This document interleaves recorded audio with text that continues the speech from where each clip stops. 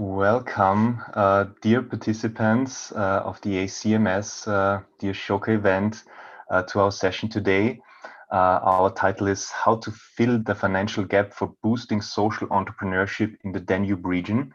So this session will be about social impact investment. We have a great group of speakers gathered around us. I will introduce them in a few minutes. My name is Alexander Kesselring. I work for Ashoka for 5 years. I focus on the topics of scaling, social innovations and social enterprises, but also the topic of social impact investment. Before we start the discussion with our panel, I would like to introduce the topic to you, which is particularly relevant if we're talking about social impact investment, and to understand what it is and what the baseline of our discussion is. After that, we will have inputs by our panel speakers, and you will get the chance to ask questions using the chat. And then at the end, we should have also small Q&A. Let me share my screen to introduce you the topic of today.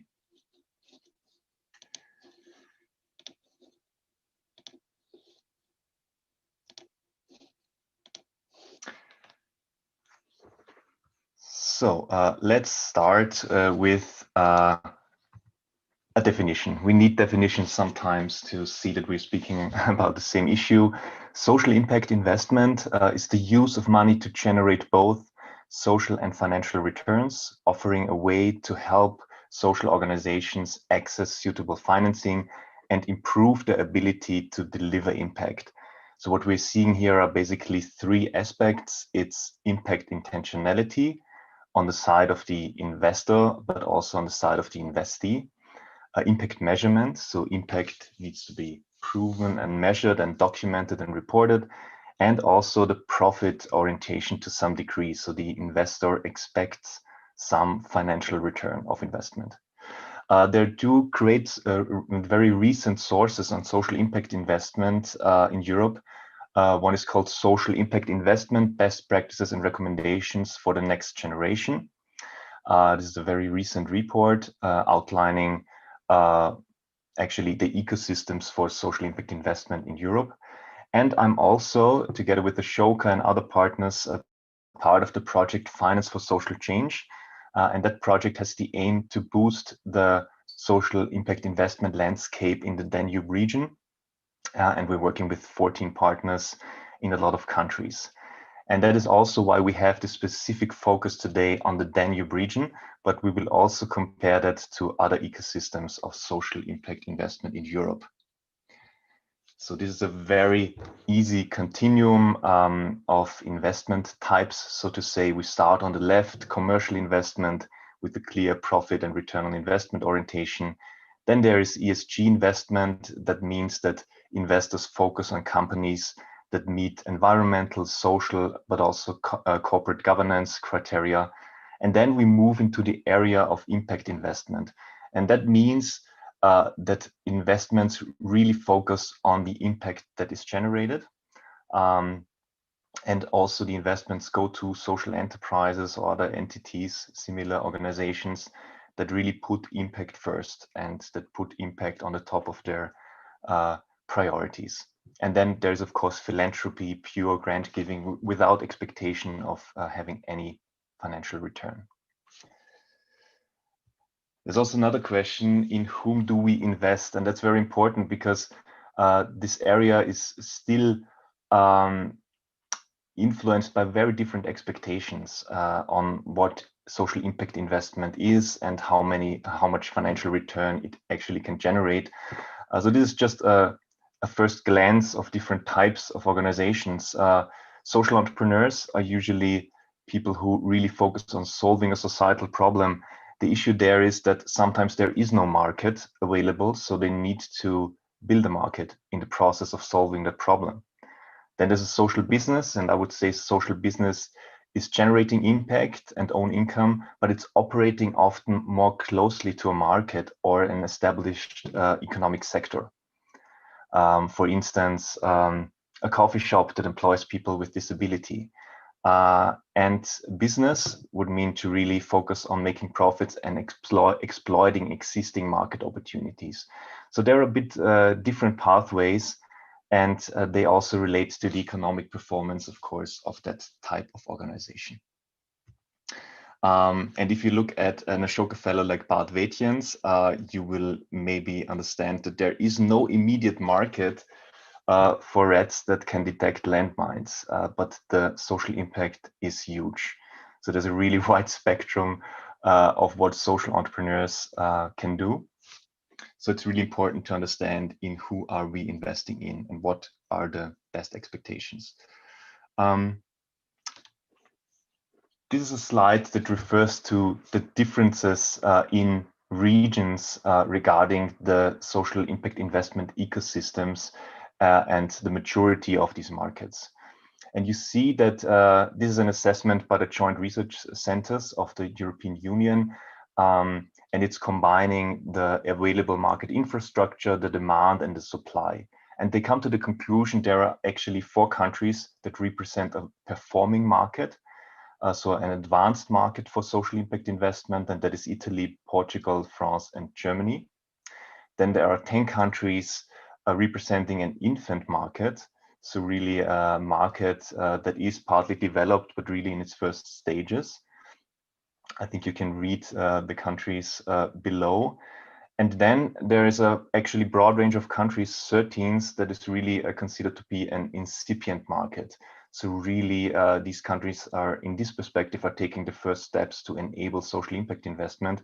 And you will also see that most countries of the Danube regions are infant or incipient markets in this assessment. Of course, we also have to be a bit careful about these assessments, but this is a first overview and comparison. And concluding my input, I would just like to show you some results from our Finance for Social Change project. We did a competition for social impact investment, and we invited social enterprises and businesses from the whole region to participate in this competition. And it gives a bit of an insight into how the region is set up and which kinds of organizations are responding to such a call. You see that we managed to get 244 applications for the competition, and they're quite fairly distributed among the different countries. Of course, this depends also on mobilization by partners. Most of them assigned themselves to the category of social enterprise, social business, some for-profit, some non-profit, and some NGOs. So it's also interesting to see their self-assignment. Then is the big question, do they actually assess their impact? Do they measure it and do they report it? So you see that nearly 100 of applicants say, yes, we measure it, but they don't report it, interestingly. Then there are about 80 that say, yes, we measure and report it. And there's still a quite broad group that does neither measure or report it, which is, of course, a very interesting finding in terms of their impact investment readiness. And this is my last slide. We ask for the income generated with their offers.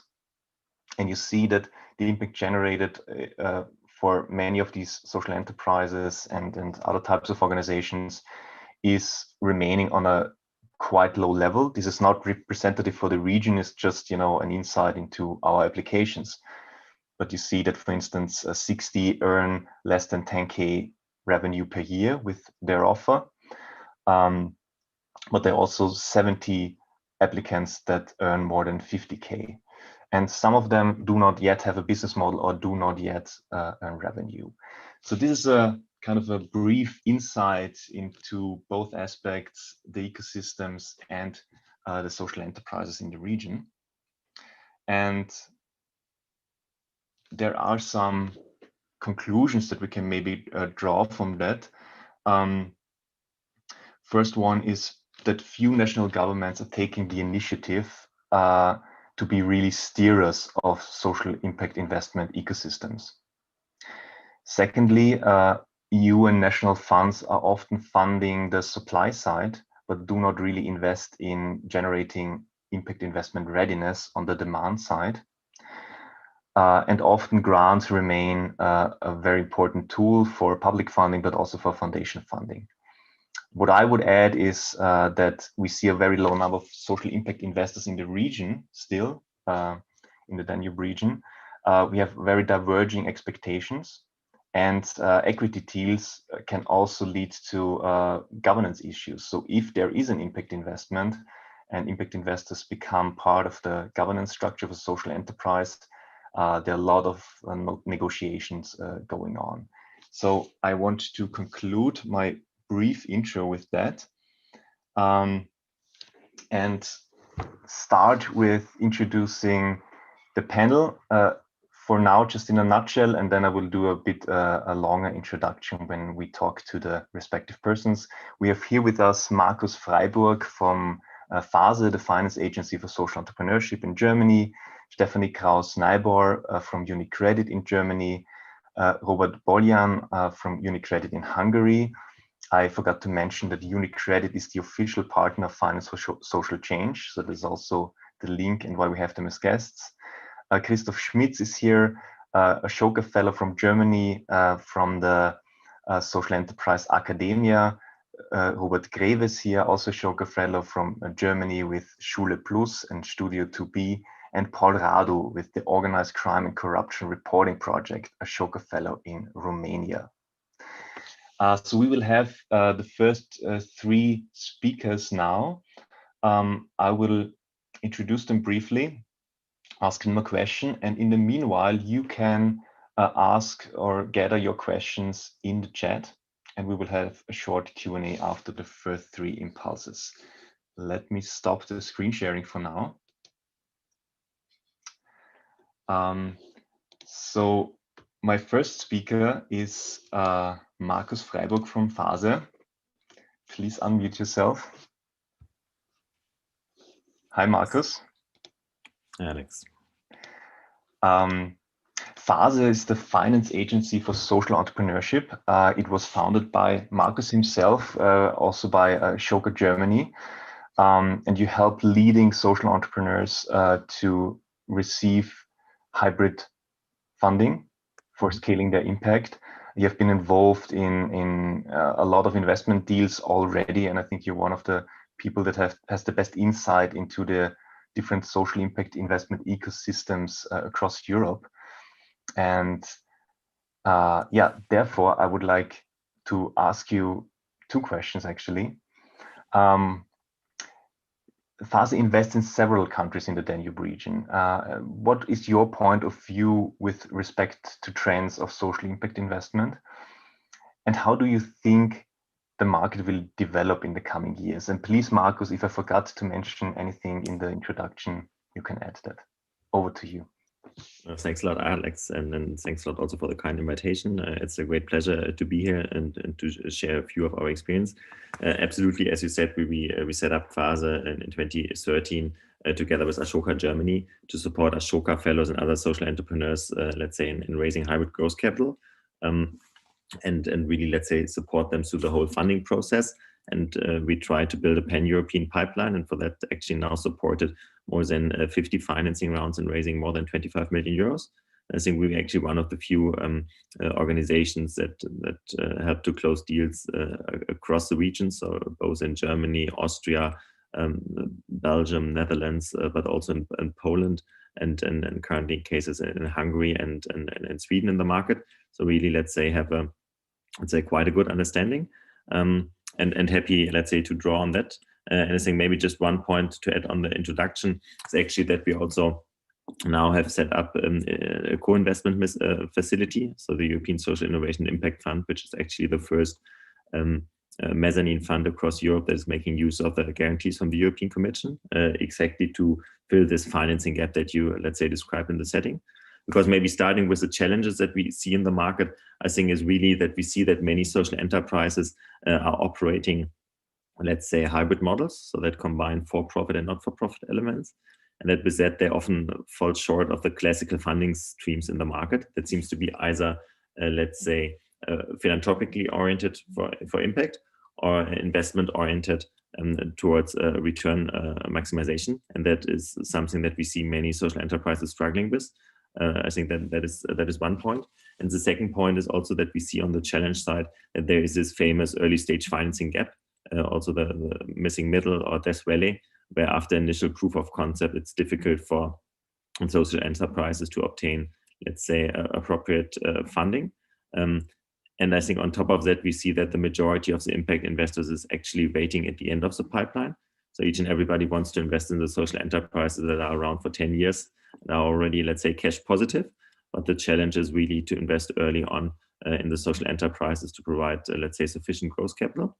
And I think that is a type of structural challenges that we see across the whole Danube region.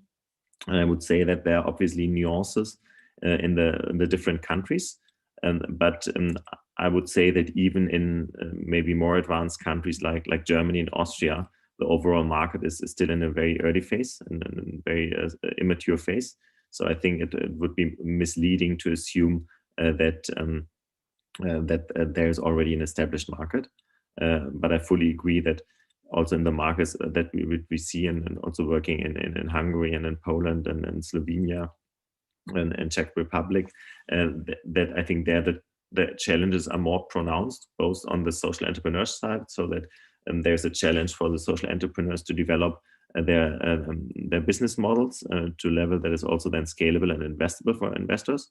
But also on the other side, I think often in these in the more CE countries, there's also an investor landscape lagging, and we are not having sufficient, let's say, impact-minded investors that can support the social enterprise, especially in the early phases. That maybe, let's say, as a starting overview of the condition and regarding the development, I think we are quite positive regarding the overall developments. I think we just need to have the patience to really move this forward. Maybe with two comments. I think one, I think it's now getting more and more accepted that there's no one-size-fits-all solution, and it's not really that you can only invest and, let's say, save the world and beat the market. So I think there is an increasing understanding that we really need the full return spectrum when supporting social enterprises, and that we see also increasing across the Danube region. And second, I think we also see a very encouraging engagement, especially from the European Commission with the EASY program, and also with the FC program that is providing a lot of capital to the market and also encouraging new intermediaries to build up their structures. And I think a very good example of that is the ESIF that we just launched together with a partner, so the European Social Innovation and Impact Fund, that really brings mezzanine capital as patient capital to those social enterprises and makes use of guarantees from the European Commission to really bridge this gap. Thanks a lot, Markus, for this overview and introduction. So we will gather questions in a minute. I would like to go now to our two representatives from UniCredit. So I think it's interesting to see that there are, of course, also different actors providing different sorts of loans, investments, etc. And banks are, of course, a very important actor in this ecosystem. And so we were very happy to see that also UniCredit is rolling out its social impact banking program across the region. In particular, I think also focusing on the Danube region. And we have two guests here. And the first one is Stephanie Kraus-Neibor from UniCredit in Germany. Maybe you can then say a few words on yourself, maybe on your function for the social impact banking program. My question for you would be, Germany seems to be the country with the most mature market, at least in the assessment we saw. Markus has been relativizing that a bit. As a bank, what do you think is your role in filling the gap between supply of investment and demand and supporting social entrepreneurs to scale up? Over to you, Stephanie. Yeah, thank you very much, Alexander, for this introduction. Yeah, as a pan-European commercial bank at UniCredit, we don't just want to be lenders, providers of loans, but we want to be facilitators and drivers of social change in our regions. And that is why we introduced social impact banking as a commitment to a fair and inclusive society. We started in 2017 in Italy and rolled social impact banking out in 10 further countries, including Germany and Hungary.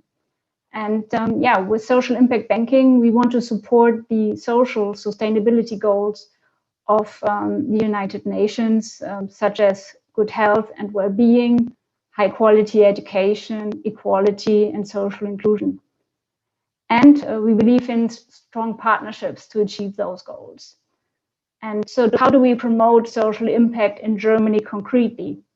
Well, we support private initiatives which address social challenges in Germany, which has got even more important in times of COVID-19, where the public households are faced with increasing investment need in the German healthcare and social welfare system and diminishing tax income streams.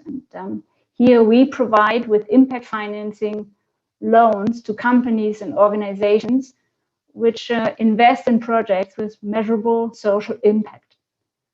We provide them with favorable conditions, with favorable loan conditions, and we support the investors by our networks and communication channels, all with the aim to increase the impact for the ultimate beneficiaries of this project even further. And here we put a very high emphasis on measuring this impact generated by these projects, and we agree with the social entrepreneurs on qualitative and quantitative indicators which reflect the improvement in the living conditions of the beneficiaries. A recent example in Germany is, for example, the impact financing loan which we provided to a socially very committed entrepreneurs family, which runs in the north of Bavaria, a building company. They were approached by a parents' association of children with physical and mental handicap. And they asked this entrepreneur family to realize with them a housing project where those young people could find a family-like community to develop their independence and at the same time being taken care of by permanent staff, which nurses and cares for them according to their individual needs. And another very good example for the partnerships in which we believe to support social entrepreneurship in Germany is the Finance for Social Change project, where we provide our expertise in the business plan competition and in various workshops. But on this, I think Robert will elaborate further. Thank you so much, Stephanie. I hand over to Robert now immediately from UniCredit in Hungary, and he will give us a bit of an insight into also his experiences with the project Finance for Social Change, but also how he perceives the situation in Hungary around the topic of social impact investment. Hi, Robert. Hi, thank you, Alexander, and it's a great pleasure to be here and to speak about the Hungarian experience. As you said, Alexander, Hungary is less developed country compared to Germany in terms of impact investment. That's true, but the good news that we already started such activities not only in Hungary but across the CE countries. We at UniCredit we have a famous sentence: to do well, we have to do good. It's our CEO announced it. What does it mean? UniCredit financing projects most in the late stage, as Marcus said, mostly because of in the early stage it's really hard to validate the project in a banking sector and fulfill all the financial return requirements. So in Hungary we are in a learning period, but we are in a good track. You asked me about aspects. As a banker in Hungary, I need better understand the market needs and the realities. Social entrepreneurs mindset, because it's a huge differences compared to the for-profit ones. We need also to look at our strengths, where we are good. We are good at in company financing on a cash flow basis. how to match the market needs with our strengths. How can we teach the social entrepreneurs on a cash flow basis mindset? And we already have experience in CSR in Hungary. So then all the three aspects, we established the social impact banking initiatives where we want to use and harmonize these expertise. But you asked me how to fulfill the financial gap between banking sector and the social entrepreneurs. My short answer is understanding and common cooperation. And if we are speaking about cooperation and better understand, we have joined to the program of Finance for Social Change. The Finance for Social Change is an Interreg project, aims to scout, support, and award social entrepreneurs. And we are really proud of to be part on and to joint learning with each other. And in the last 8 months when we joined, we had really huge of experience. I think we started to intensify the cooperation between financial institutions and social enterprises. We had common workshops, helping to speak the same language with the social entrepreneurs. Cooperation is helping understand different mindset and set priorities, because the banks has own priorities, the social entrepreneurs, and how to match it. You know, is the matching is always the question. We prepared financial education. We strongly believe the financial education is really, really important to speak the same language. We gave a lecturer for social entrepreneurs and trying to help together how to create cash flow plan, because it's not a miraculum to create cash flow. And in the last couple of months, we were ready for mentoring and involving our staff, our colleagues, into the daily life of social entrepreneurs, because I think this is the best way how to better understand the real needs. So I'm really happy to participate on this and in this journey, because this program helped us for a wide range of areas for social entrepreneurs. For instance, from social housing, stopping food waste, helping for contemporary artists, IT job inclusion in the disadvantaged areas, healthcare, elderly homes. So we have really, really good cases where we can go deeper and better understand this whole topic. So I think we are in a good track. So shortly, this is from Hungary. I hope that in the next years we could speak increasing amounts and increasing number of financed projects in the Hungarian ecosystem. Thank you so much for sharing, Robert. I would now like to open the floor also to our audience to share questions. I see that there are actually 2 questions already here. From Federico, that refers to what Robert said. Well, we try to bring these actors in the ecosystem together. They have to align their expectations. They have to understand what it means, for instance, to lead a social enterprise, how challenging it can be. Social enterprises also need to get more insight into how to set up their financial system, basically. So the question of Federico is how intermediaries as FASE banks could cooperate to support the life cycle of a social enterprise. A bit general, but question goes to Markus, Robert, or Stephanie. Who would like to answer? Okay, happy to start if you like. So I think that the point is really, let's say, I think there is an importance for hybrid financing that brings together, let's say, different types of capital. So for example, philanthropic capital, or let's say business angels and bank financing. And I think it's very important to be very explicit about the expectations that each capital art provides, and to really align on a setting that works for each and everybody. And I think usually there can be coalitions over the life cycle of an enterprise. So it might be that in the initial, let's say, piloting and testing, there is some grant funding that is used to develop a product. Then there's maybe more money needed from, let's say, a business angel type of support. And then as it gets a bit more mature, I think then there's room for banks to come in, because what we often see with early stage social enterprises is that they are not bankable yet, and it's more quasi equity and equity risks.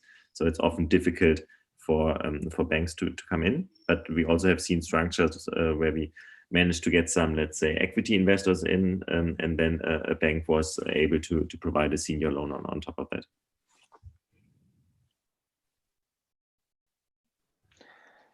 Robert, Stephanie, would you like to comment on the first question, or should we go to another? No, I think Markus was very well in pointing out that there are different business models in the market, and there are debt providers like us who come in at a later stage and can then bring the business model also to another stage by supporting with our expertise and really making clear to the social entrepreneurs in projects like the Finance for Social Change, what does a bank need from the business case. And I think we all can play together very well, in particular by knowing the other side and by knowing what the other side needs. So from Hungary, I absolutely agree what Stephanie said. From Hungarian side, we have such rules. Then the financial return first. Then if we have financial return with the social impact banking activities, we just started to measure financial impacts.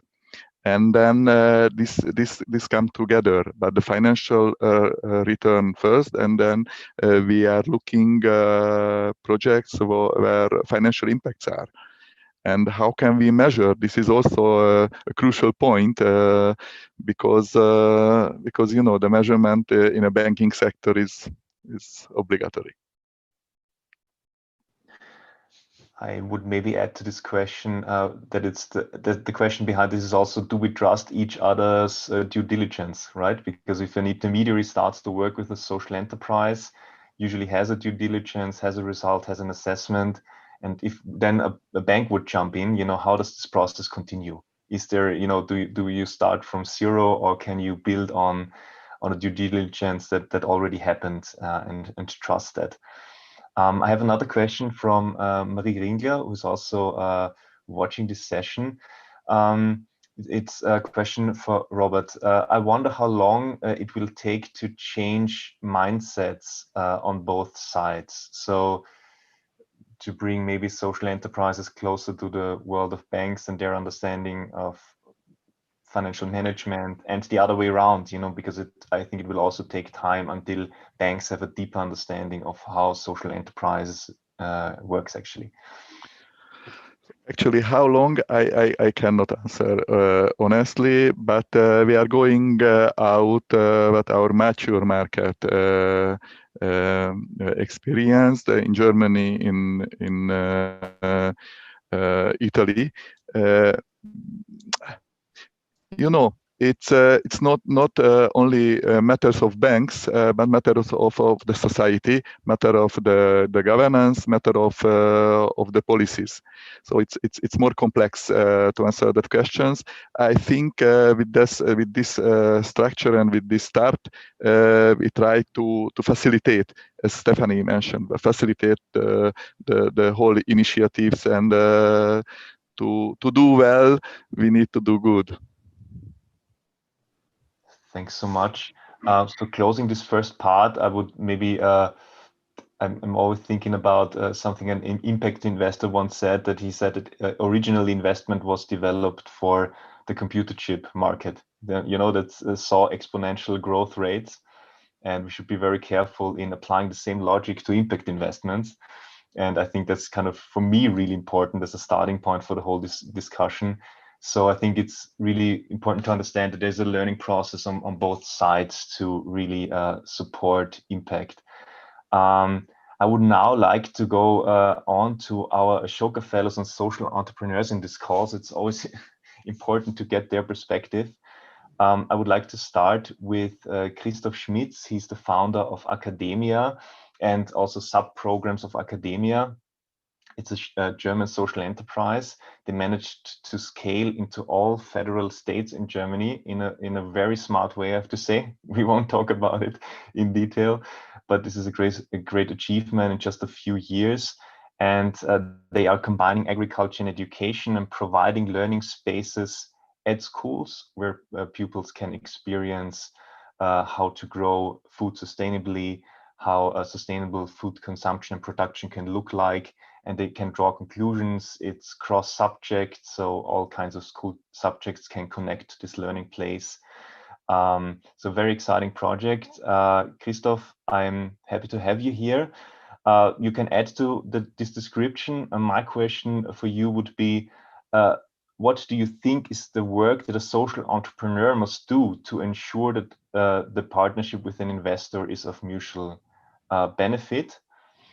And also, second question, how important is impact investment for scaling up? And did you use impact investment for your scaling journey? Over to you, Christoph. Yeah, thank you very much, Alex. Yeah, happy to be here. And yeah, coming to your questions, yeah, we got impact investment in two cases. We have to differentiate in our case between the non-profit, which is Academia e.V., which is also the much larger organization. We are now 80 employees and working, as you said, in a whole Germany, and have a non-profit in Switzerland, and are about to found a non-profit in Austria. And with our for-profit, which is Acker Company, which is much smaller on a much earlier stage. We are 5 employees here and are about to start there. And we got an investment via Phase for Academia in 2015, so quite early. And this was really important, of course, in this early stage. But after half a year, we had our business model ready, and then it was much easier for us as a nonprofit to grow via other financial means like grants and yeah, philanthropic money, which you do not have to pay back because we are doing completely non-profit job.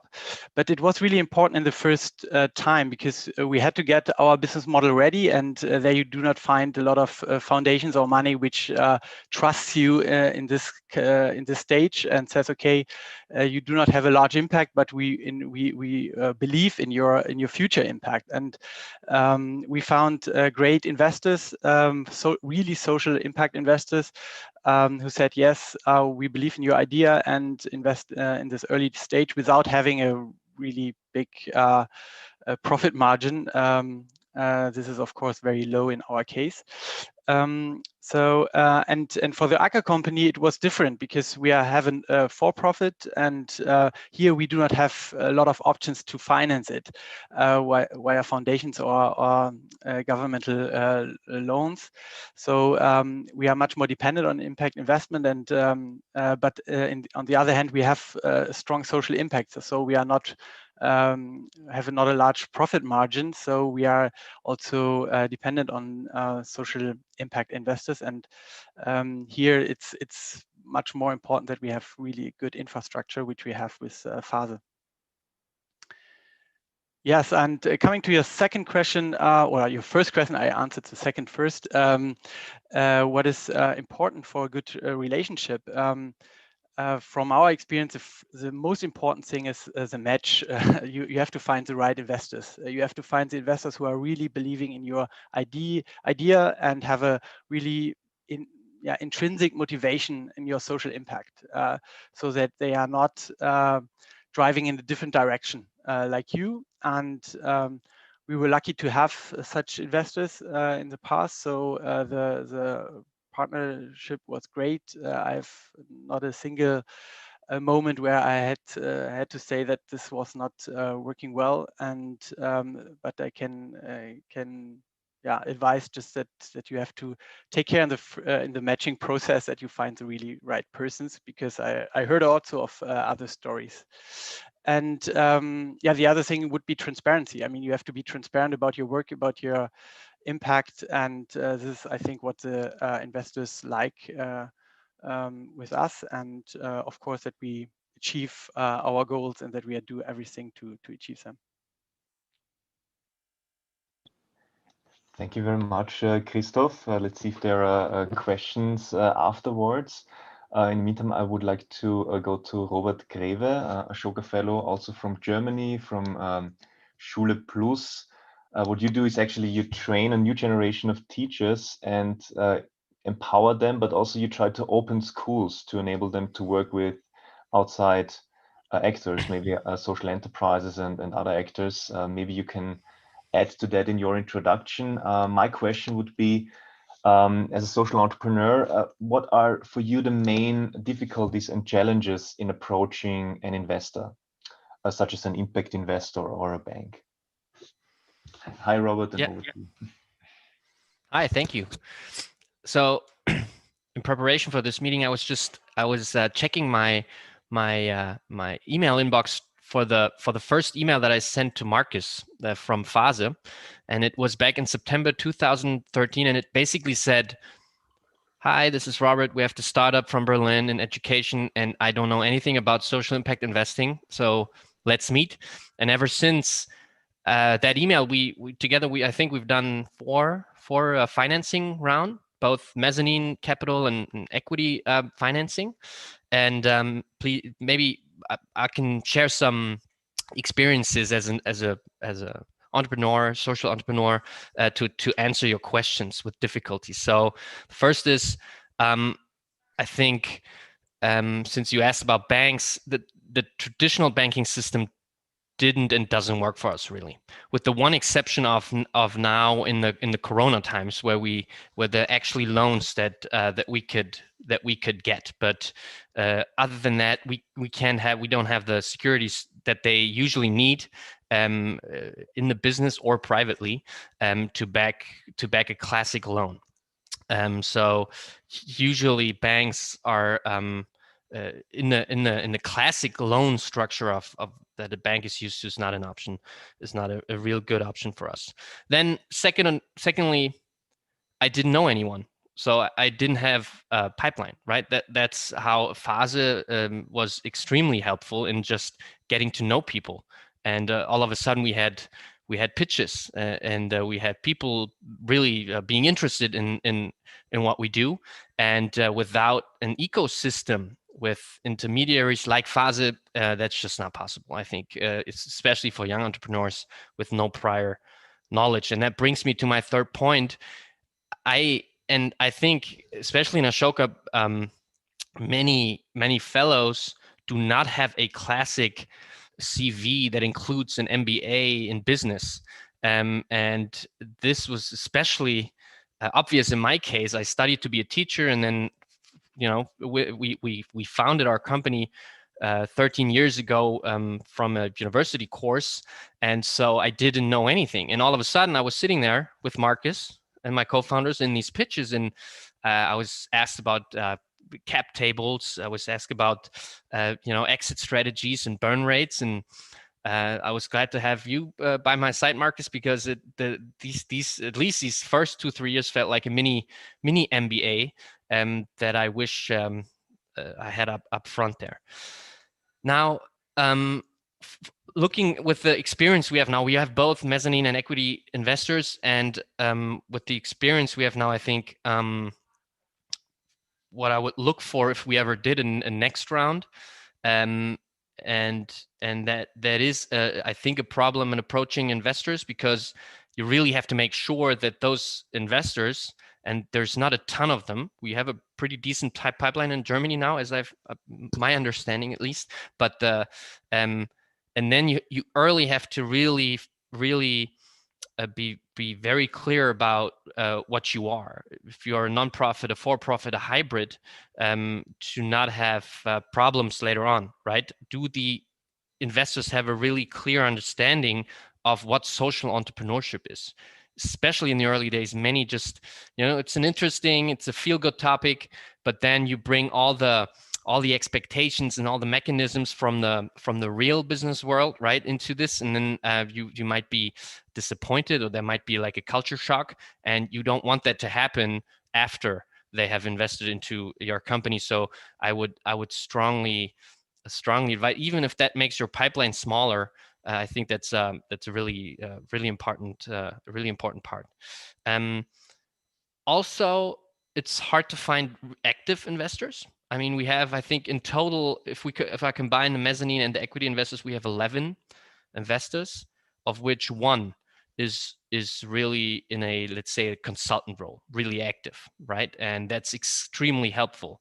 But the other 10, and that's not, that's just their roles, and it's not, they have maybe, I don't know, 50 or 100 investments going. They rarely comment on reportings, and so I would really, if I have the luxury of really choosing the pipeline that I talk to in investors, I would see if there's not too many, but maybe 2 or 3 that actually are interested in working and putting their expertise into the company. And well, now I think just recently, maybe the last 1 or 2 years, we started with mezzanine, but then the question that you have to ask yourself, I think, is early: are you willing to give away equity in your company? But of course, there are obvious. The mezzanine capital is obviously very good in the beginning. Later on, there might be a case to be made that equity is also an attractive form of financing, since you don't have to pay it back. But also it has, of course, it's a trade-off and has other negative effects. And lastly, now, especially now for us, as we would go into another, I don't even know, maybe a Series A, Series B financing round, I don't know. Do we have an ecosystem that supports larger investments, right? Because like a medium-sized 6-figure investment wouldn't be sufficient to really to really accelerate the growth that we need. And so all these 8 or 9 aspects and questions really determine the size of your pipeline even in a pretty small pool compared to the business world, and that's problematic sometimes. Thank you so much, Robert, for detailing also your personal journey as a social entrepreneur and showing us the different types of challenges and how you resolved some of them. I would like to go to our last speaker for today, Paul Radu, a Ashoka Fellow in Romania. I think it's very exciting that you're with us because you founded the organization Organized Crime and Corruption Reporting Project. So we would suspect that there is not a market for that, right? Having a very a critical approach to existing structures. So it will be exciting to hear from you how you, as a kind of open global intelligence agency, think about a social impact investment. And my question to you would be, looking at the impact investment market in Romania in particular, how important is for you the role of an impact investor for an organization like yours to scale up? Is it important at all, and under which conditions? And what do you think is kind of the work that you as a social entrepreneur have to do to become like attractive or impact investment ready? Sure. Thank you. Sure. Thank you, Alexander. So first of all, OCCRP, started in Eastern Europe, but it's a global organization. So we are the largest investigative reporting organization in the world right now, dealing on daily basis with organized crime and corruption, exposing financial flows, illicit financial flows, and all these type of things. But if I go back a few years, when OCCRP wasn't the largest network in the world, when it comes to this type of business, I was actually very, very lucky to meet an investor, someone who believed in this idea. He is actually one of the co-founders of Klarna, which is one of the largest direct payments companies in the world, based in Sweden. And Victor Jakobsson approached me at some point, seeing some of the work that we've done in exposing corruption and organized crime, and said, "Look, I'd like to contribute." And we had a long discussion. And the contribution, of course, the finance part of it is always very important. It's crucial, right? But Victor Jakobsson, talking about this kind of proactive investors, became on board members with my organization. And that helped us immensely because we were able not only to scale up the organization and get to other types of investments and organizations interested in our work, but we were finally able to measure impact, which I know is always an issue when it comes to social entrepreneurship, and especially on the NGO side. So, Victor looked at our numbers, and I think it took even him, like half a year to understand what we were, because you have this hybrid type of organization, journalists and technologists, and on the other side we have activists and lots of diverse kind of people in this global organization that keeps on growing. And then, Victor came with this brilliant idea, said, no, you got to quantify your impact in terms of assets and money that's seized from the bad guys, from the criminals. So, we were, and he was right.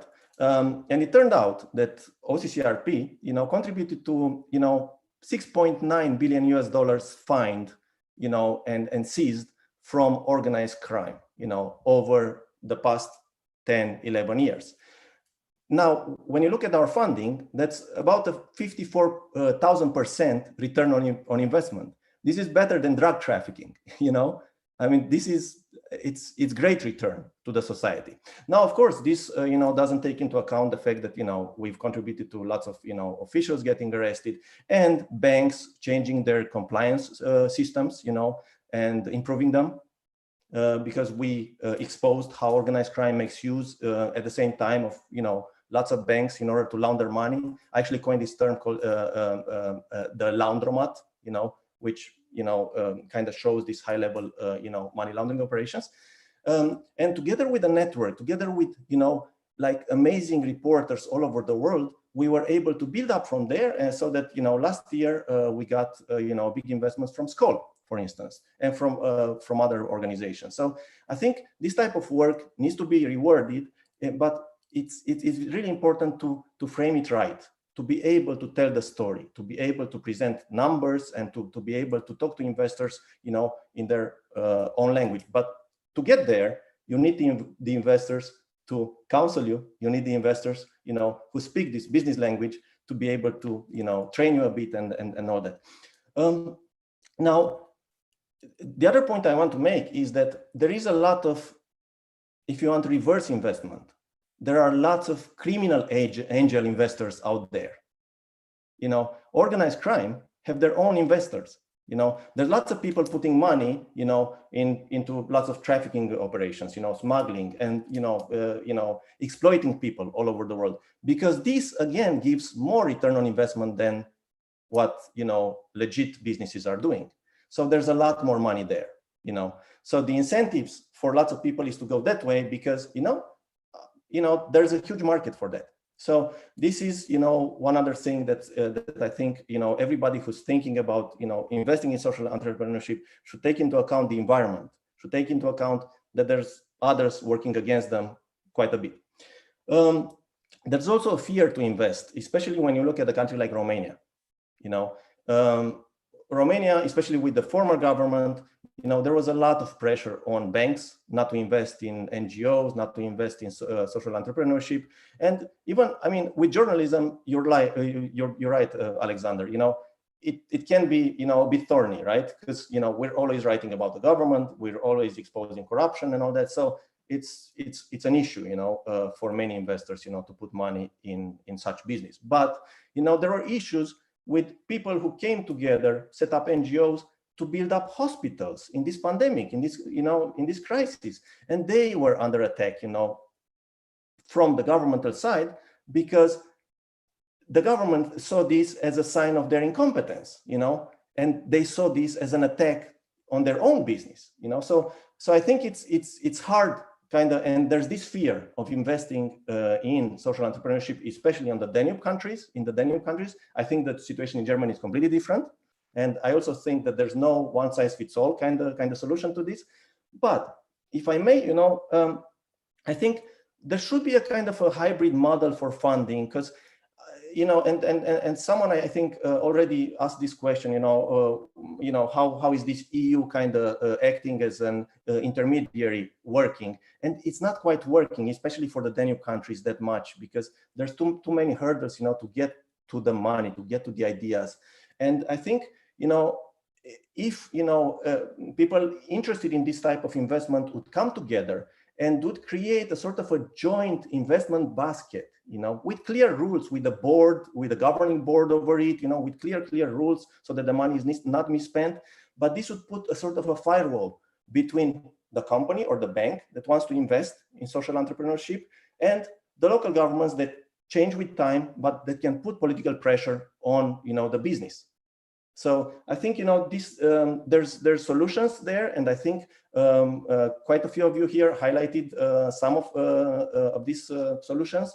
And so I think we're actually in a good place by having this discussion. So thank you.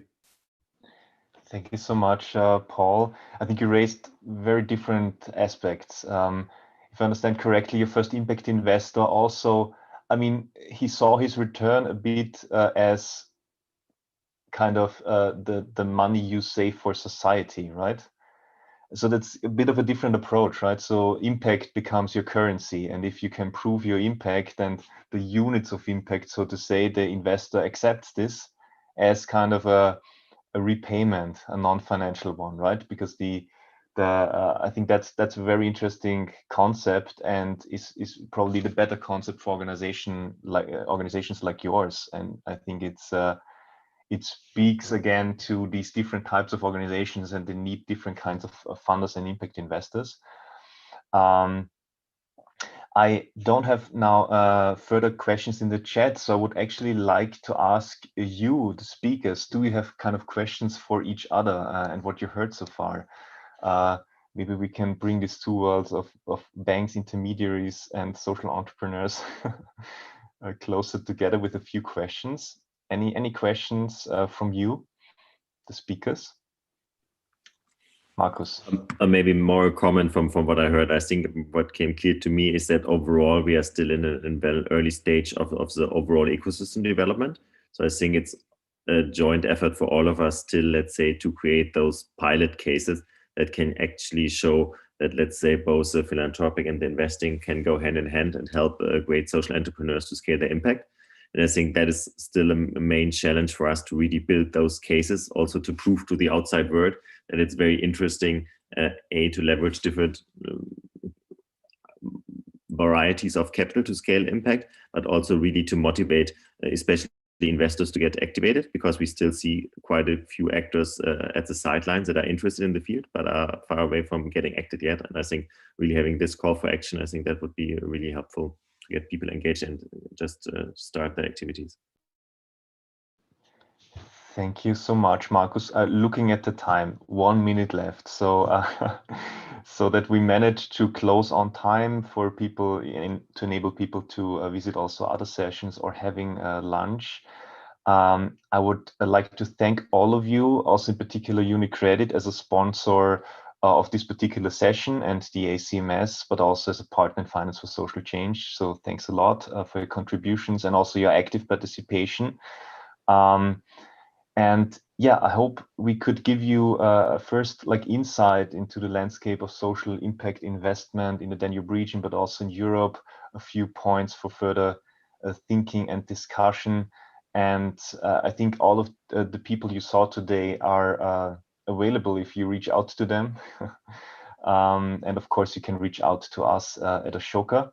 And I wish you a great time at other ACMS sessions. And that's it for us. I would ask Eleonora to close the